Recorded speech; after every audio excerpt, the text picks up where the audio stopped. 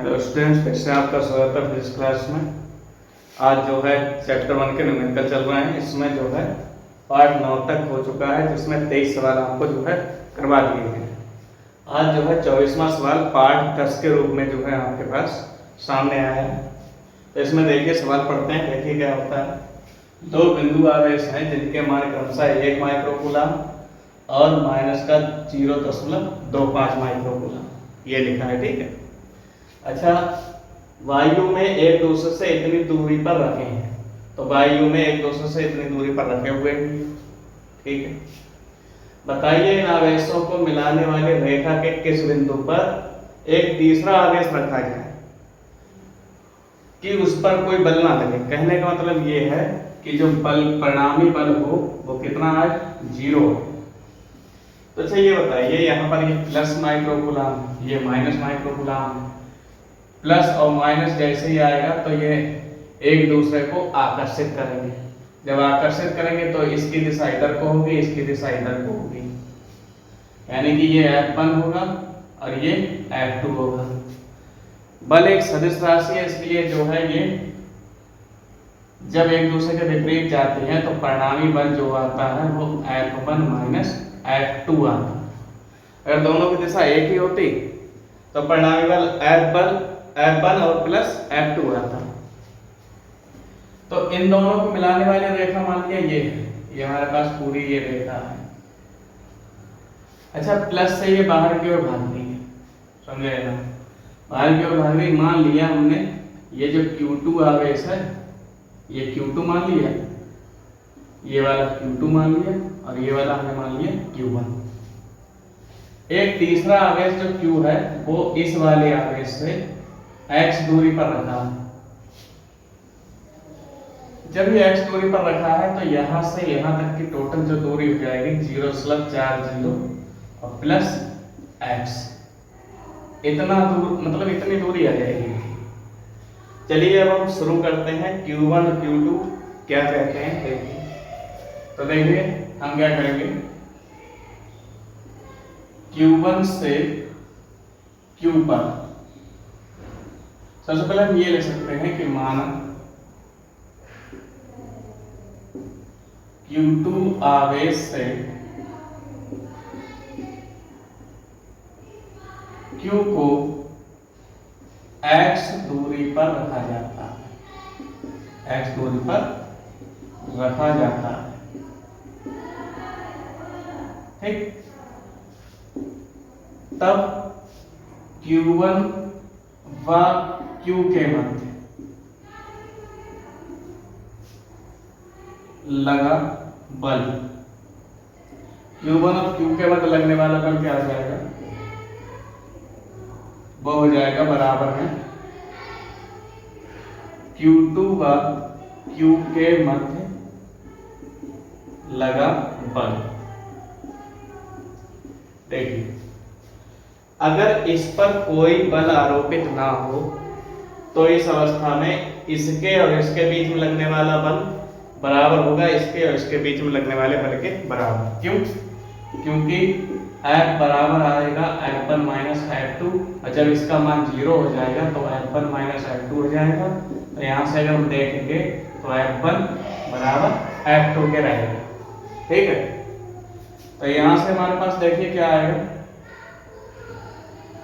1/4 pi epsilon not, इसके Q1 ये रहेगा और Q2 ये रहेगा, और बटे इसके बीच की दूरी Q1 से Q के बीच की जो दूरी रहेगी वो ये वाली रहेगी, 0.40 प्लस का x²।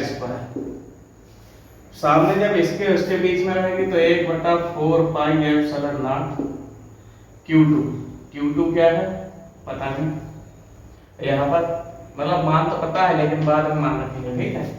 और ये क्या है Q, और इसके और इसके बीच की जो दूरी है वो कितनी है, Q। तो इससे ये कट जाएगा और Q से Q कट जाएगा।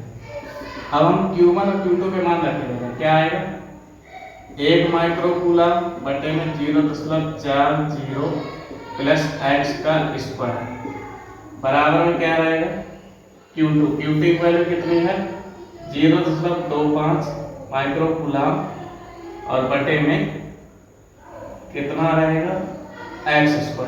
अच्छा ये बताइए, यहाँ पर हमने बताया था आपको सदिश राशियों में चाहे प्लस क्यू हो चाहे माइनस क्यू हो, लेना आपको जो है प्लस ही लेना है।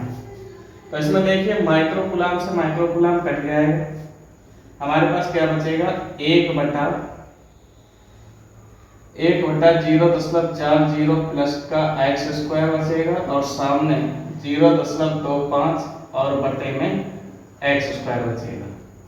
ये हमारे पास इतनी वैल्यू आ गई। ठीक है, अगली चीज देखिए, इसमें हम क्या कर सकते हैं, ये इतना जो है आप स्क्रीनशॉट ले सकते हैं।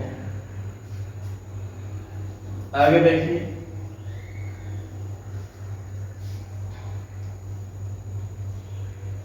अगर हम यहां से दशमलव हटाते हैं, ये दशमलव हमने हटा दिया तो बटे में 00 बढ़ा देंगे एक के बाद, तो ये अगर इधर लेके आएंगे तो यहाँ क्या आ जाएगा 00 हो जाएगा। तो हमारे पास सामने क्या आ जाएगा 100 और बटे में 0.40 प्लस में x² और सामने आएगा 25/x²। अगर हम दोनों तरफ वर्गमूल ले लेंगे, दोनों तरफ वर्गमूल लेने पर ये भी कर सकते हैं 25 से कम 25, 25 चौका 100। अगर हम दोनों तरफ वर्गमूल लेंगे तो हमारे पास क्या आ जाएगा √4/0.40 प्लस में x² और सामने √1/x²। ये हमारे पास मान रहेंगे। ठीक, हमें x की वैल्यू निकालनी, याद रखना कि कितनी दूरी पर रखा जाए, ये लिखा है एक तीसरा आवेश रखा जाए कि कोई बल ना बचे, तो हमें ये x की वैल्यू निकालनी है। तो 2 का वर्गमूल क्या, वो 4 का वर्गमूल क्या होता है 2 और इसका वर्गमूल जो है स्क्वायर रख जाएगा, केवल वही रहेगा। सामने 1 का वर्गमूल 1, यहाँ x, इसकी गुणा इससे हो जाएगी 2x और इसकी गुणा इससे हो जाएगी 0.40 प्लस में x। अगर हम ये x माइनस में इधर ले जाए, सामने 0.40, यहाँ से x बराबर हो जाएगी 0.40 मीटर। तो कहने का मतलब ये है कि हमें उतनी ही दूरी पर, यानी कि जितनी दूरी पर ये आवेश है उतनी ही दूरी पर ये आवेश रखना होगा, जिससे कि हमारे मतलब ये जो हमने तीसरा आवेश रखा है इस पर कोई बल लागू नहीं होगा। ठीक है, ये सवाल उतार लीजिए। अगला सवाल देखते हैं। आइए अगला सवाल जो है पढ़ते हैं। आसान सा सवाल है। इसमें 5 × 10⁻⁴ कूलाम आवेश, यानी कि ये हमारे पास जो दिया रखा है वो क्या दिया रखा है आवेश। आवेश को हम Q से नोट करते हैं, इसका मान है 5 × 10⁻⁴ कूलाम। कूलाम को हम C भी लिख सकते हैं, पर 2.25 न्यूटन का बल कार्य करता है। जो कार्यरत बल है F बराबर वो 2.25 न्यूटन, न्यूटन मतलब है। ठीक है, अब उसी बिंदु पर हमें वैद्युत क्षेत्र की तीव्रता ज्ञात करनी है। तो वैद्युत क्षेत्र की जो तीव्रता होती है वो होती है E। हमें E का मान ज्ञात करना है। अच्छा, एक फार्मूला आपने पढ़ा होगा F बराबर Q × E से। यहां से अगर हम E निकालेंगे तो E निकलेगा F/Q। F की वैल्यू रखते हैं यहाँ पर 2.25 और बटे में Q की वैल्यू है 5 × 10⁻⁴। E बराबर 2.25 ऐसे ही रहेगा, बटे में 5 रहेगा, गुणा 10⁻⁴ रहेगा। तो E बराबर हो जाएगा, इससे जब इसे काटेंगे तो 5 × 20 और 5 × 25। ठीक है, यहाँ गुणा 10⁻⁴ है। अगर हम ये दशमलव इधर बढ़ाते हैं, एक अंक इधर बढ़ाते हैं तो दशमलव इधर बढ़ाते हैं तो 10⁻⁻ में उतने ही माइनस हो जाते हैं, इधर बढ़ाते थे तो प्लस हो जाते थे। हमें इधर बढ़ाना, तो एक अंक इधर बढ़ाया है 4.5 गुणा 10⁻⁴ में से 1 जाएगा, तो E बराबर हो जाएगा 4.5 गुणा में 10⁻³ मात्रा क्या जाएगा न्यूटन प्रति कूलाम। न्यूटन पर कूलम। ये हमारे पास इसका आंसर आ गया। ठीक है, देखिए अगला सवाल। देखिए एक अल्फा कण जो है 15 गुणा 10 की पावर माइनस 4 न्यूटन प्रति कूलम के वैद्युत क्षेत्र में स्थित है। तो कहने का मतलब हमारे पास क्या है, वैद्युत क्षेत्र।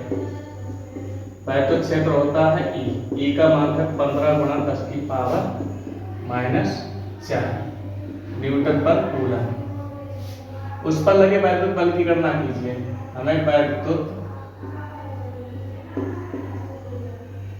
बल आयत का मान जो है ज्ञात करना है।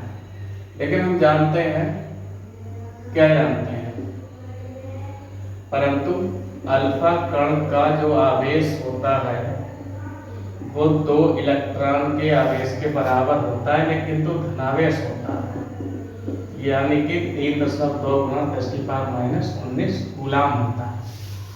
तो हमारे पास जो सूत्र था अभी क्या था, F बराबर Q E से। तो यहाँ से अगर Q का मान देखेंगे तो Q का मान कितना है, 3.2 गुणा 10 की पावर माइनस 19।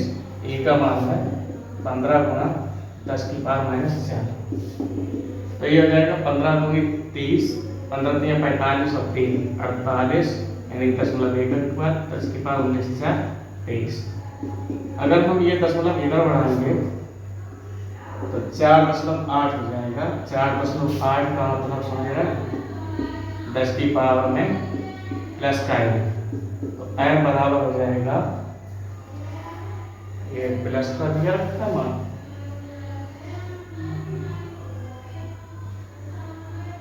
ये प्लस दिया रखा है, चलिए कोई बात नहीं, ये प्लस दिया रखा है। ठीक है, प्लस। तो ये 19 में से 4 गया, कितना बचेगा, 15 बचेगा। तो यहाँ 15 प्लस 1 हो जाएगा। तो हमारे पास 4.8 गुणा 10 की पावर माइनस 14 न्यूटन बचेगा। ये हमारे पास सवाल है। ठीक, इसका आंसर है। चलिए फिर अगला सवाल हम पढ़ते हैं। देखिए अगला सवाल पढ़ते हैं। हीलियम नाभिक के कारण उससे 1 एंगस्ट्रॉम की दूरी पर वैद्युत क्षेत्र की तीव्रता यानी कि E का मान आपको ज्ञात करना है। तो चलिए, जो हीलियम नाभिक होता है 2He4 होता है, में जो या इसका जो आवेश हो जाएगा Q, इसी को हम अल्फा कण कहते हैं। ठीक है, यह हो जाएगा ये 2, यहाँ पर ये जो है ये नंबर ऑफ प्रोटॉन है, और जितने नंबर ऑफ प्रोटॉन होते हैं उतने ही नंबर ऑफ इलेक्ट्रॉन होते हैं। तो यहाँ इलेक्ट्रॉन की संख्या 2 है, तो यहाँ 2 इलेक्ट्रॉन यानी कि 2 1.6 गुणा 10 की पावर माइनस 19 कूलम। तो ये हो जाएगा 3.2 गुणा 10 की पावर माइनस 19 कूलम। ये हमारे पास जो है इसका आवेश है। जो दूरी है, दूरी कितनी है, R कितनी है, 1 एंगस्ट्रॉम।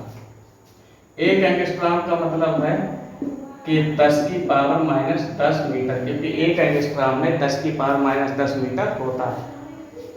अब हमें क्या ज्ञात करना है, इतनी दूरी पर वैद्युत क्षेत्र की तीव्रता ज्ञात करनी है। E बराबर क्या हो जाएगा, एक फार्मूला ये आपने पढ़ा होगा, Q/R² से। तो यहाँ से E बराबर इसका मान कितना हो गया, 9 गुणा 10 की पावर 9, और Q का मान कितना है, 3.2 गुणा 10 की पावर माइनस 19 और बटे R² मतलब 10 की पावर माइनस 10 का स्क्वायर। तो यहाँ से E बराबर क्या हो जाएगा, इसकी गुणा इससे कराएंगे, 9 दूनी 18, दशमलव लगा दो, आती है 27 और 1 28। ठीक है, 9 दूनी 18 गया, 8 से ले आती है 27 और 1 28.1 अंक की बात। गुणा में 10 की पावर 9 में से 19 जाएगा, माइनस का 10 बचेगा, यहाँ 10 की पावर माइनस 10 और गुणा 10 की पावर माइनस 10, यही तो जाए 2 बार। तो 10 की पावर माइनस 10 से 10 की पावर माइनस 10 कट गया, यहाँ E बराबर 28.8 गुणा में 10 की पावर प्लस 10 हो जाएगा। क्यों, ये माइनस का ऊपर जाएगा प्लस में हो जाएगा। दशमलव हम इधर बढ़ाते हैं तो इधर प्लस में रहता है, तो ये हमारे पास आएगा E बराबर 2.88 गुना में 10 की पावर 10 और 1 11 न्यूटन पर कूलम। ठीक, ये हमारे पास आंसर हो गया। तो अगला सवाल देखते हैं इसी क्रम में। आइए अगला सवाल पढ़ते हैं कि 15 गुणा 10 की पावर -8 कूलाम बिंदु आवेश से कितनी दूरी पर, यानी आर की वैल्यू निकाल रहा है। ठीक है, वैद्युत क्षेत्र की तीव्रता इतनी होगी 450 न्यूटन पर कूलाम। तो चलिए अगला सवाल, क्योंकि हमारे पास जो Q की वैल्यू है वो 5 गुणा 10 की पावर -8 कूलाम है, R की वैल्यू हमसे निकलवा रहा है और E का मान दिया रहता है पहले से ही न्यूटन पर कूलाम। तो फार्मूला कौन सा हम लगाएंगे, E बराबर 1/4 पाई एप्सिलॉन नॉट Q बटा R स्क्वायर। यहाँ से अगर हम E की वैल्यू देखेंगे तो क्या आ जाएगी 450 और इसका मान हो जाएगा 9 गुणा 10 की पावर 9। Q का मान है हमारे पास 5 गुणा 10 की पावर -8 और बटे में R स्क्वायर। अगर हम ध्यान से देखें 450 ऐसे ही रहने दें, 9 पंजे 45 और गुणा 10 की पावर 9 में से 8 गया 10 और बटे में R स्क्वायर। अगर ये इधर ले R स्क्वायर तो ऊपर हो जाएगा इधर 450 बटे में 450, 450 1 450, तो R का मान जो हो जाएगा 1 का वर्गमूल हो जाएगा। 1 का वर्गमूल क्या आता है ±1, लेकिन यहाँ पर हम केवल +1 लेंगे, यही हमारा आंसर हो गया इतनी दूरी पर। ठीक, अगला सवाल करते हैं। देखिए एक स्थान पर 1000 न्यूटन पर कूलाम का वैद्युत क्षेत्र पूरब की ओर है, यानी कि E का जो मान है 1000 न्यूटन पर कूलाम किधर की ओर है, ये उत्तर होता है, ये पूरब होता है, ये पश्चिम और ये दक्षिण। वैद्युत क्षेत्र किधर की ओर है, इधर की ओर है E का मान। चलिए अब इस क्षेत्र में, वैद्युत क्षेत्र में एक ऐसी वस्तु स्थित है जिस पर 10 की पावर 6 इलेक्ट्रॉनों की अधिकता है, यानी कि इलेक्ट्रॉनों की हमें जो है संख्या दे दी है n का मान कितना है 10 की पावर 6 इलेक्ट्रॉन। ठीक है, तो इसलिए आवेश क्या हो जाएगा, आवेश होता है Q बराबर n, इसका मान है 10 की पावर 6 प्लस 6 है, एक मिनट, प्लस 6 यहाँ है +6, और इलेक्ट्रॉन का मान होता है 1/6 गुणा 10 की पावर -19 कूलाम। तो ये हो जाएगा 1/6 गुणा में 10 की पावर 19 में से 6 गया, 6 में से 19 गया, 10 की पावर -13, ये Q का मान आ गया। अब हमारे पास क्या है कि वस्तु पर लगने वाले बल का परिमाण एवं दिशा ज्ञात कीजिए। चलिए, तो इसलिए बल जो हो जाएगा वो क्या हो जाएगा Q/E। Q का मान कितना है 1/6 गुणा 10 की पावर -13 और इसका मान है 1000। 1000 का मतलब क्या है 10 की पावर 3। अच्छा, 10 की पावर 3 में से 13 का कितना बचेगा 10 की पावर 10, ये का यानी कि परिमाण हो गया। अब हमसे कह रहे हैं कि ये बल किधर की ओर है, इलेक्ट्रॉन की अधिकता। तो अगर वैद्युत क्षेत्र इधर की ओर होगा तो इस पर लगने वाला बल इधर की ओर होगा, यानी कि किधर की ओर होगा पश्चिम की ओर, ये इसकी दिशा हो गई। ठीक, चलिए अगला सवाल। चलिए अगला सवाल पढ़ते हैं और इसी हिसाब से जो है चित्र भी बनाते चलेंगे। ठीक है, 3 माइक्रो कूलाम के एक बिंदु आवेश है, यहाँ पर हमने 3 माइक्रो कूलाम का एक बिंदु आवेश बना दिया 2 मीटर की दूरी पर। 2 मीटर की दूरी पर माइनस का 2 माइक्रो कूलाम बिंदु आवेश वायु में रखा हुआ है, बात सही है। ठीक है, इन दोनों आवेशों से 1 मीटर की दूरी पर, अगर ये टोटल दूरी 2 मीटर है तो इससे 1 मीटर की दूरी ये हो जाएगी और इससे भी 1 मीटर की दूरी ये हो जाएगी, यानी आधी आधी। 1 मीटर की दूरी पर स्थित बिंदु यहाँ पर वैद्युत क्षेत्र की तीव्रता ज्ञात करना है।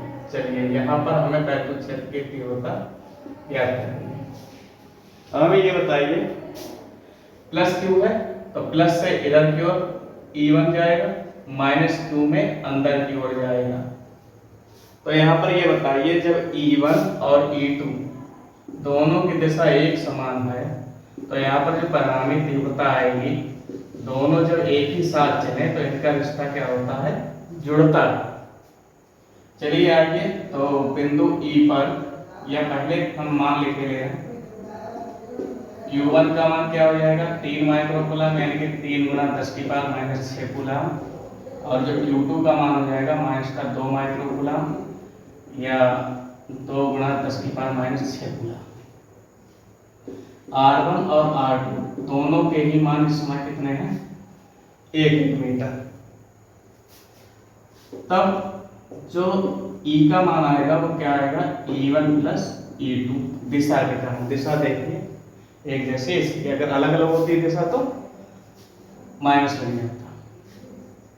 तो यहाँ 1/4 पाई एप्सिलॉन नॉट Q1 बटा R1 square, 1/4 pi epsilon not और ये Q2 बटा R2 स्क्वायर। दोनों में देखिए 1/4 पाई एप्सिलॉन नॉट कॉमन है, अंदर बचेगा Q1 बटा R1 स्क्वायर और ये Q2 बटा R2 स्क्वायर। इसका मान कितना हो जाएगा, 9 गुणा 10 की पावर 9।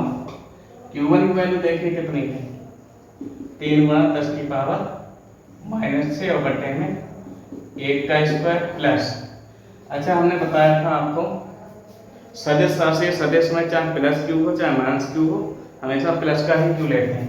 ये हो जाएगा 2 गुणा 10 की पावर माइनस 6 और बटे में 1 का स्क्वायर। बटे में 1 है, 1 ही रह गया यानी कि कुछ ना लिखो। तो यहाँ पर हमारे पास 9 गुणा 10 की पावर 9 गुणा 3 10 की पावर 6 और 2 10 की पावर 6 कितने हो जाएंगे, 5 10 की पावर 6। 9 पंजे 45 गुणा 9 में से 3 के 6 गया, 3 बचेगा। अगर हम ये दशमलव यहाँ मानते हैं, यहाँ लेके आते हैं तो एक अंक जो है प्लस करना होता है। तो 4.5 गुणा 10 की पावर 3 में 1 प्लस करेंगे तो कितना आएगा, 4। ये हमारे पास क्या आ गया, E का मान न्यूटन पर कूलम। तो आइए पार्ट 10 में जो है टोटल जो है 3-4 सवाल हो गए आज। अब यहाँ से जो है 31 से 40 तक सवाल बचे हैं, वो हम एक और वीडियो लाएंगे, उसी में जो है ये सारे सवाल निपट जाएंगे। उसके बाद जो है दूसरा चैप्टर स्टार्ट करेंगे, वैद्युत फ्लक्स या गॉस की प्रमेय वाला। ठीक है, तो आज के लिए बस इतना ही, बाकी का कल होगा। Thank you.